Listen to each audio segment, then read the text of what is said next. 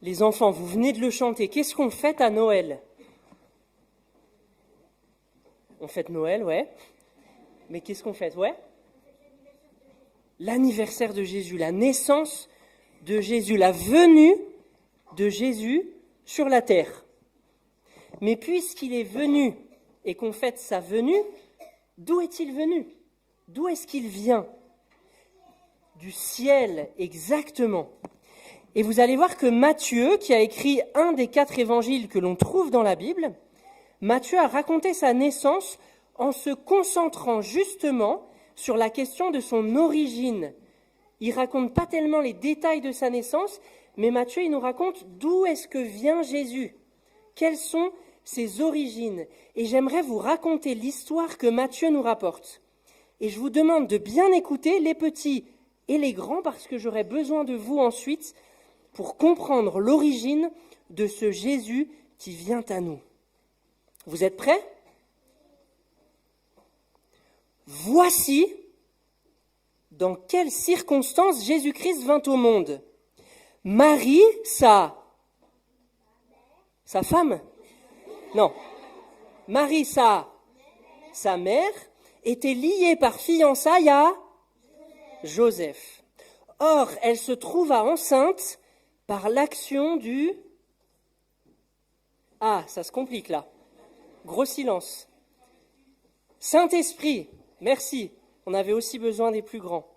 Marie se trouva enceinte par l'action du Saint-Esprit avant qu'ils aient vécu ensemble. Joseph, son futur mari, était un homme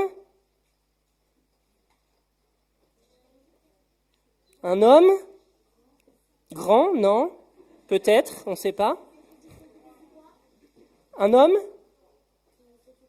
qui s'occupait du bois, un charpentier, c'est ça, mais ce n'est pas le mot qui est ici.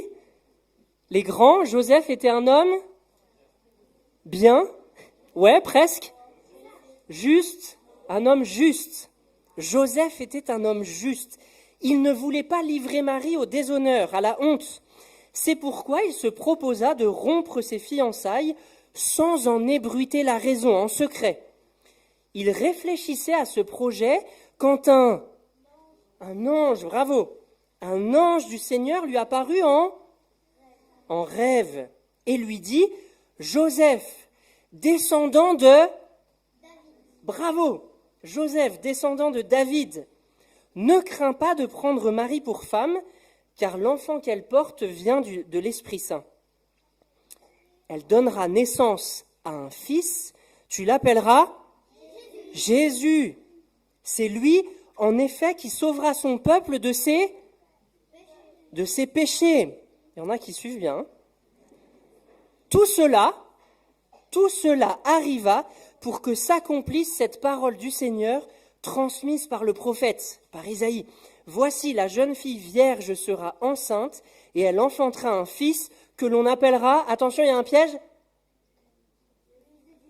Non, Emmanuel, que l'on appellera Emmanuel, ce qui veut dire Dieu avec nous, bravo. Elle enfantera un fils que l'on appellera Emmanuel, ce qui veut dire Dieu avec nous. À son réveil, Joseph fit ce que l'ange du Seigneur lui avait commandé. Il prit sa fiancée pour femme, mais il n'eut pas de relation, c'est pour les grands, conjugale. Il n'eut pas de relation conjugale avec elle avant qu'elle ait mis au monde un fils, auquel il donna le nom de Jésus. Amen.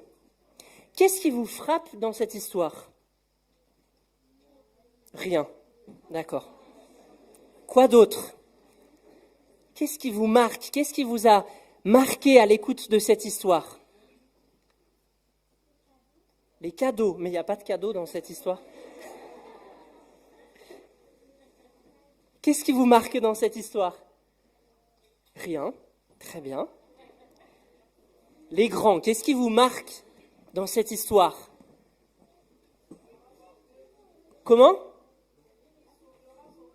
C'est lui qui sauvera son peuple de ses péchés. Exactement. Quoi d'autre? Qu'est-ce que vous retenez de cette histoire? Qu'est-ce qui vous surprend? C'est miraculeux. L'action du Saint-Esprit pour que Marie soit enceinte.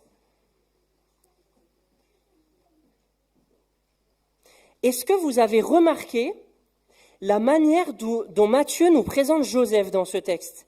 Matthieu nous dit que Joseph est un homme juste. C'est bien. Qu'est-ce que ça veut dire être juste, les enfants? Il fait pas de péché, ouais. C'est un peu impossible. Tu veux dire que Matthieu dit n'importe quoi? C'est ça? Exactement, tu as totalement raison. C'est impossible qu'il n'ait jamais péché. Mais donc, qu'est-ce que ça veut dire qu'il est juste quand même, malgré tout? Il fait des choses de bien. Dieu lui pardonne ses péchés.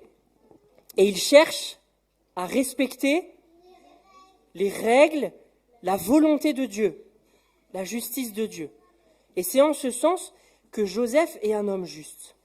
Mais dans l'histoire, dans ce que je vous ai raconté, et que vous avez raconté avec moi, comment est-ce qu'on voit que Joseph est juste? Qu'est-ce qui, dans l'histoire, nous montre que Joseph est juste? Il a écouté l'ange, exactement. Quoi d'autre? Comment? L'ange est descendu du ciel pour parler à Joseph dans un rêve, et Joseph a fait exactement ce que l'ange du Seigneur lui a dit de faire. Ça montre que Joseph est juste. Qu'est-ce qu'il y a d'autre dans le texte qui montre que Joseph est juste? Il n'a pas livré Marie à la honte, il était plein de bonté pour Marie, il a voulu prendre soin de Marie dans la manière de divorcer, on va y revenir. Donc Joseph est juste aussi parce qu'il est bon. Ça, c'est important. Qu'est-ce que vous voyez d'autre? C'est pas mal déjà, ouais? Non? Je ne lève pas le doigt? Ok. La première chose qu'on voit et qui montre que Joseph est juste, c'est qu'il veut respecter la loi, vous l'avez dit. Il veut respecter la volonté de Dieu que Dieu a communiquée dans la loi de Moïse. Marie est enceinte et ce n'est pas lui le père. Sa fiancée est enceinte et ce n'est pas lui le père, parce qu'ils ne vivaient pas encore ensemble, ils n'avaient pas encore de relation conjugale. Et du coup, la loi disait que Joseph devait divorcer de Marie. Il était obligé de faire ça pour respecter la loi. Et donc, comme Joseph est un homme juste, il veut respecter la loi, et donc il va vouloir, par respect de ce que Dieu a dit, divorcer avec Marie qui est enceinte alors que ce n'est pas lui le père. Ça nous apprend une première chose fondamentale sur la justice. Être juste, fondamentalement, c'est faire la volonté de Dieu. Être juste, c'est chercher à faire la volonté de Dieu. Retenez bien, parce qu'après je vais vous demander de nous synthétiser ça. Être juste, c'est faire la volonté de Dieu. Deuxième chose, et vous l'avez dit aussi, Joseph est juste parce qu'il est plein de bonté envers Marie. Il ne veut pas la livrer à la honte en divorçant publiquement, devant tout le monde. S'il avait fait ça, ça aurait été la honte pour Marie. Joseph aurait dû l'accuser devant tout le monde d'avoir pris un autre homme et aurait dû même lui demander de l'argent pour cette trahison. Mais Joseph est juste, il ne veut pas appliquer mécaniquement, strictement les règles de la loi, si celles-ci vont mettre Marie en difficulté. C'est la deuxième chose fondamentale que l'attitude de Joseph nous apprend sur la justice. Être juste, c'est aussi être bon envers les autres. Première chose, c'est faire la volonté de Dieu. Deuxième chose, c'est aussi être bon envers les autres. Mais savoir quoi faire dans cette situation est très compliqué. Comment est-ce que Joseph peut respecter la loi et être bon envers Marie? La loi lui dit qu'il doit divorcer de Marie, mais lui, il veut aussi être bon envers Marie. Quoi faire? C'est très compliqué. Et du coup, Joseph prend le temps de réfléchir. Comment tu dis? Il faut qu'il respecte les règles. Exactement. Il faut qu'il respecte les règles, mais il faut aussi qu'il soit bon envers Marie. Et du coup, Joseph, il est dans une situation très difficile. Et du coup, il prend le temps de réfléchir à son projet. Et ça nous apprend aussi une troisième chose fondamentale sur la justice. Être juste nécessite de la sagesse. de la sagesse. Parce que être juste, c'est plus que de suivre des règles. Ça nécessite de réfléchir avec sa tête et avec son cœur pour faire ce qui est le mieux dans des situations difficiles. Être juste, c'est pas suivre bêtement des règles. C'est réfléchir à ce qui est le mieux de faire dans des situations difficiles. Donc être juste, c'est faire la volonté de Dieu. Être juste, c'est être bon envers les autres. Et être juste nécessite de la sagesse. Il faut réfléchir avec sa tête, avec son cœur. Mais qu'est-ce qui se passe ensuite ? Est-ce que vous vous rappelez ? Qu'est-ce qui se passe alors que Joseph est en train de réfléchir à son projet ? Vous vous rappelez ? Qu'est-ce qui arrive ? Un ange qui descend et qui fait quoi ? Qui lui parle ? Quand ? Dans un rêve. Et qu'est-ce que l'ange, dans le rêve, dit à Joseph ? Léonie ? N'aie pas peur de prendre Marie comme femme. Donc il ne faut pas qu'il divorce. Et qu'est-ce que fait Joseph ? Il ne divorce pas. Donc il fait exactement ce que l'ange lui a dit. Et ça nous apprend une quatrième chose fondamentale sur ce qu'est la justice. Être juste nécessite d'être à l'écoute de Dieu. Qu'est-ce qui se serait passé si Joseph n'avait pas écouté Dieu à ce moment-là ? Qu'est-ce qu'il aurait fait ? Il serait puni, exactement. Toi, tu as reçu une bonne éducation, hein ? Bravo aux parents. Bravo. Il aurait été puni, il y aurait eu des conséquences, c'est vrai. Et qu'est-ce qu'il aurait fait, lui, Joseph, s'il n'avait pas écouté Dieu ? Il aurait divorcé, il n'aurait pas fait la volonté de Dieu. En voulant suivre la loi, il aurait fait obstacle au projet de Dieu, à la volonté de Dieu. Donc être juste, c'est faire la volonté de Dieu, c'est être plein de bonté envers les autres, ça nécessite de la sagesse, mais ça nécessite aussi, et c'est super important, d'être tout le temps à l'écoute de Dieu, de se laisser guider par lui, d'être en communion avec lui. Comment est-ce qu'on peut faire, nous ? Léon, fais gaffe avec ton bâton, tu donnes des coups aux autres.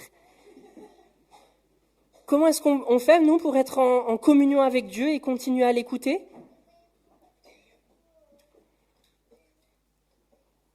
Quelqu'un a une idée ? Oui ?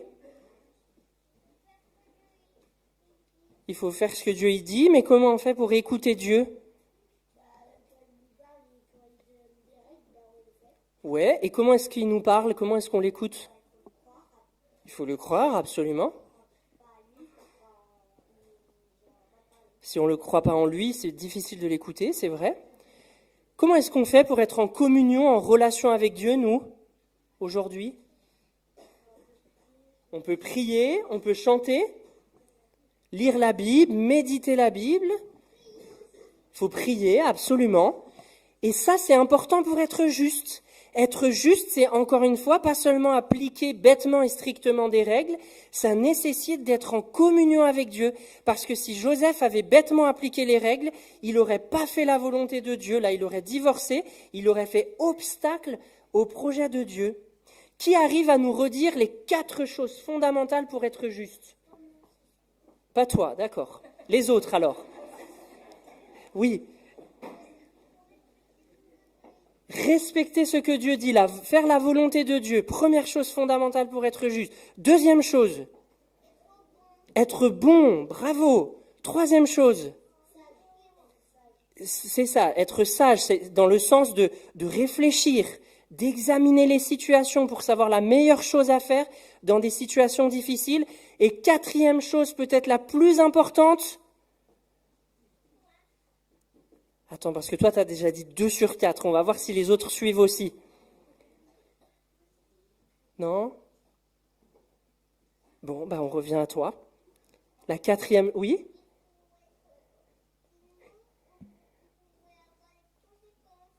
Il peut y avoir des conséquences.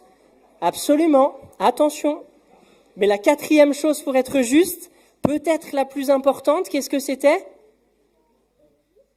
Obéir, c'était plutôt la première.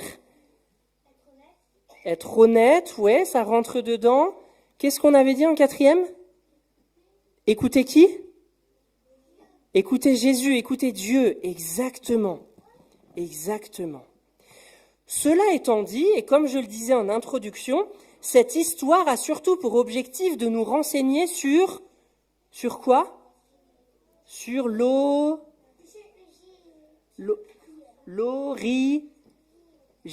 de Jésus.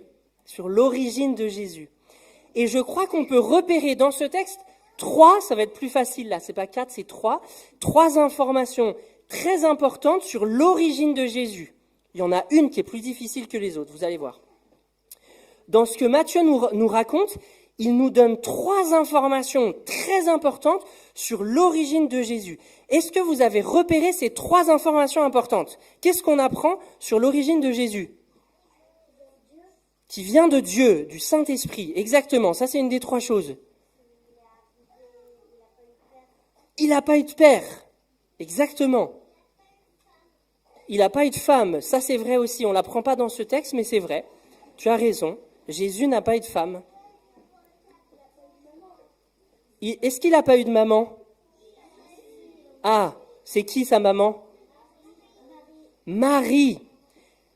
Ça, donc, c'est la 3e chose qu'on apprend sur l'origine de Jésus. Il a une maman, c'est Marie. On va commencer par ça. Marie est la mère de Jésus. Qu'est-ce que ça nous apprend sur Jésus? De savoir que sa maman, c'est Marie. Et donc, il a une maman. Elle est avec Joseph, ouais. Mais qu'est-ce que ça nous apprend sur Jésus? Que Marie soit sa maman? Qu'est-ce que ça nous apprend, les grands? Une idée? Son humanité. Jésus est un être humain. Il est né d'une femme. Est-ce que vous aussi, vous êtes né d'une femme? D'accord. Tout le monde? Ça va.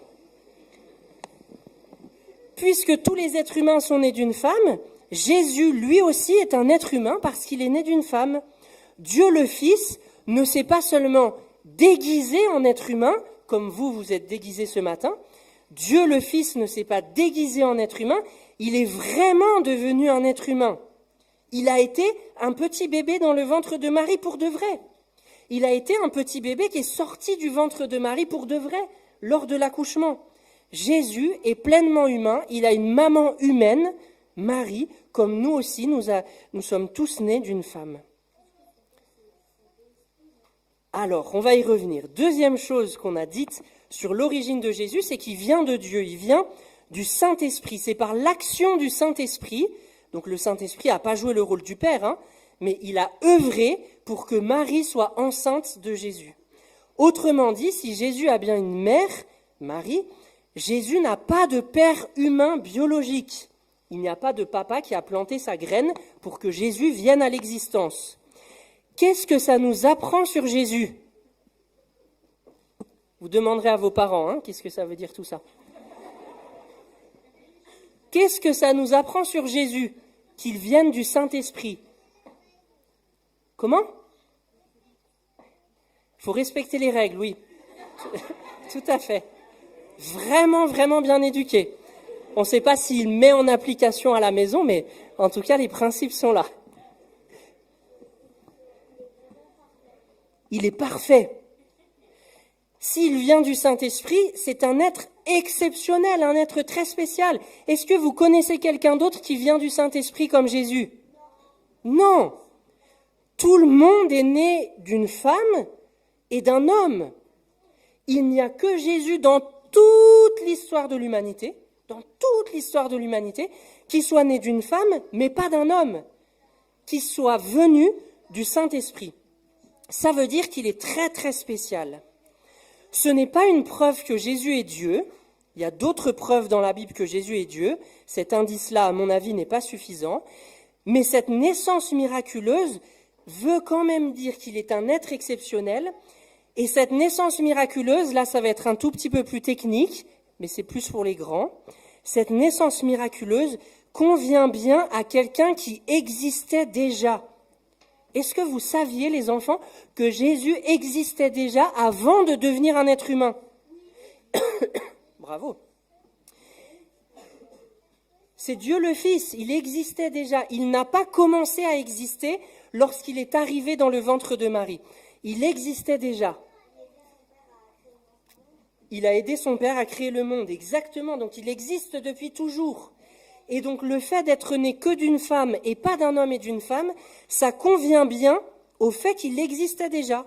Il n'a pas commencé à exister dans le ventre de Marie, il a seulement commencé à être un homme. Mais il existait déjà, Dieu le Fils existait déjà avant de devenir l'homme Jésus. Et donc ça explique pourquoi est-ce qu'il vient du Saint-Esprit et pas d'un père humain. Donc on a dit deux choses déjà sur l'origine de Jésus. Il a une mère humaine qui s'appelle Marie et ça veut dire qu'il est bien un être humain et il vient du Saint-Esprit. Mais il y a une troisième chose sur l'origine de Jésus dans ce texte qu'on oublie à mon avis souvent. Qu'est-ce que c'est ? C'est pas grave si on se trompe, c'est vrai. C'est pas grave, on a le droit de se tromper. Et vous avez le droit de vous tromper à la réponse à ma question. C'est quoi la troisième chose que ce texte nous apprend sur l'origine de Jésus ? Il n'a pas de père. Oui, ça c'est en lien avec le fait qu'il vient du Saint-Esprit. Il n'a pas de père humain biologique. Mais il est le Fils de Dieu. Non, il n'a pas de femme, Jésus. Ça vous travaille, ça, hein ? Jésus est le fils de David. Comment ? Par qui ? Par Joseph. Jésus est le fils de David par Joseph. Joseph, c'est qui par rapport à Jésus ? C'est son beau-père. Oui, en quelque sorte. En quelque sorte. Comment est-ce qu'on peut dire ça autrement ? Je crois que je l'ai entendu par là. C'est son père adoptif. C'est vraiment son père. Joseph est descendant de David. Hein. L'ange s'adresse à Joseph comme ça. Joseph, descendant de David. Et donc Jésus est aussi un descendant de David par Joseph. Joseph adopte Jésus. Comment est-ce qu'on le voit dans le texte ? Parce que c'est Joseph qui donne son nom à Jésus. Et ça, à l'époque, ça signifiait qu'il reconnaît bien ce fils comme le sien. En lui donnant son nom, il dit « Oui, c'est bien mon fils ». Si Joseph n'est pas le père biologique de Jésus, il en est bien le père adoptif, le père légal, le père devant la loi. Pour la société, le père de Jésus, c'est Joseph. Et il est donc pleinement le père. Être père adoptif, c'est être vraiment père. Jésus, est par son père adoptif Joseph, un descendant de David. Qu'est-ce que ça veut dire que Jésus est un descendant de David ?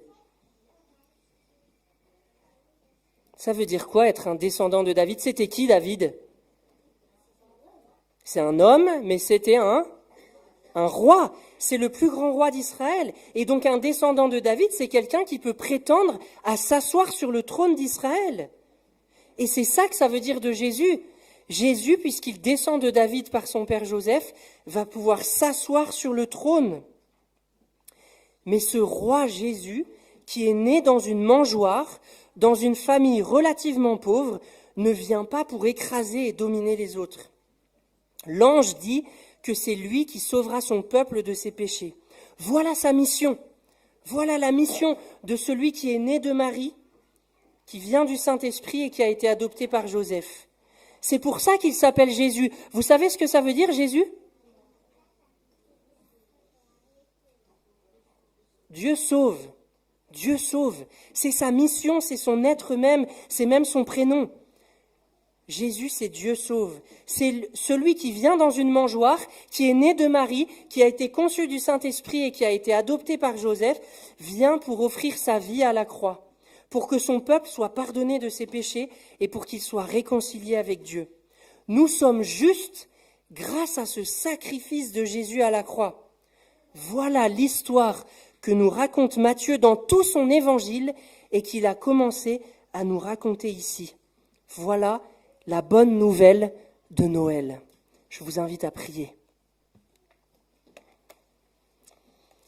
Seigneur, merci pour ce texte, merci pour ta venue qui nous est rapportée ici par Matthieu. Merci parce que l'attitude de Joseph nous est donnée en exemple d'un homme juste qui respectait la loi, qui était bon envers les autres, qui était plein de sagesse et qui t'écoutait, Seigneur, pour savoir quoi faire dans les situations difficiles de la vie. Merci parce que ce texte nous rapporte surtout l'origine de Jésus, né d'une femme, pleinement humain comme nous, sauf qu'il n'a jamais péché. Merci parce que ce texte nous rappelle que Jésus vient du Saint-Esprit, parce qu'il existait avant même sa naissance. Merci parce que ce texte nous rappelle que Joseph a adopté Jésus et que c'est par cette adoption que Jésus est un descendant de David et qu'il va s'asseoir pour l'éternité sur le trône de David. Merci Seigneur parce que tu es Emmanuel, Dieu avec nous. Merci parce que c'est toi qui nous sauves de nos péchés et qui nous déclares justes par ta mort à la croix. Merci parce que tu es assis dans le ciel sur le trône de Dieu et que tu règnes comme descendant de David sur tout l'univers. Amen.